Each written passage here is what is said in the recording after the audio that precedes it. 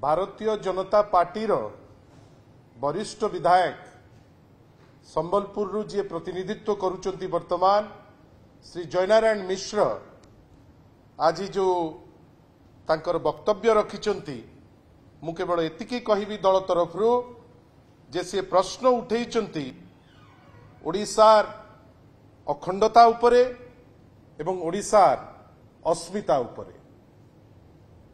April 1, 1936 रे भाषा भित्ति रे गठन होइथिबा ओडिशा होउची प्रथम राज्य। 2036 रे आमे पालन करिबा 100 वर्ष पूर्ति हबो आमर स्वाधीन ओडिशा गठन हबार 100 वर्ष पूर्ति हबो।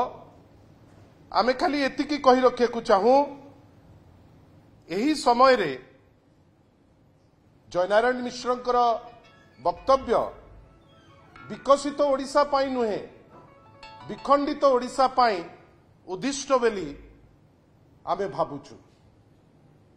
जो मंतव्य देइचंती केवल एतिकी कहि हबो जे गोटे विखंडित ओडिशा पाई अवहेलित होई ए स्टेटमेंट से देइचंती, किंतु वर्तमान किछि स्पष्टीकरण हमकु दरकार।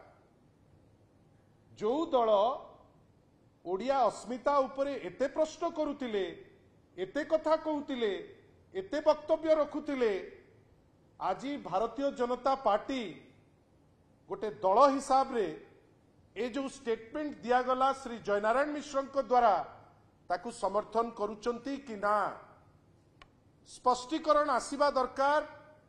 माननीय मुख्यमंत्री पाखुरु जे ओडिया अस्मितार कथा छोटिया छोटिया जिनिसरे मध्य कहउचंती जे एई जो वक्तव्य रखिचंती श्री जयनारायण मिश्र ता उपरे से सहमत अछंती कि ना।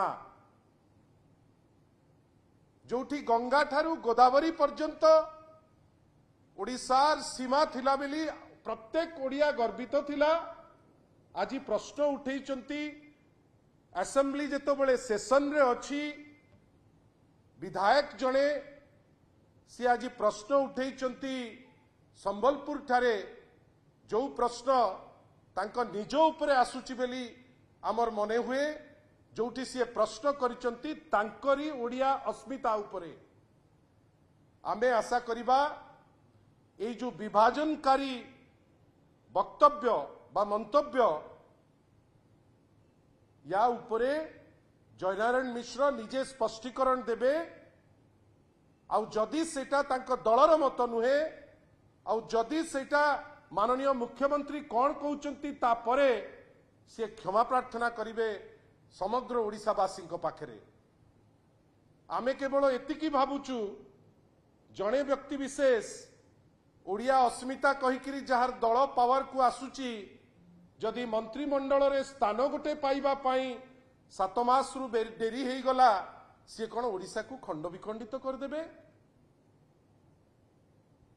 जदि तांकर किछि व्यक्तिगत असूया मनोभाव थाए एवं तांकु मंत्री करा न जीव बेली किछि उद्देश्य थाए आमर मने हुए बोध हुए से बासना जयनारायण मिश्र पाइलेनी जोथि पाई ए विभेदकारी ए विशोधगार एवं ए कौन कहिबा जोठी जानी शुणिकरी किछि टिप्पणी दौचंती से माने ओडिशा उपरे ओडिशा राज्य उपरे आमे तो एतिकी आशा करिबा जे भारतीय जनता पार्टी हो किमा जयनारायण मिश्र हो से जेते चेष्टा कले भी ओडिशा को सी भाग भाग करि परिबे नाही।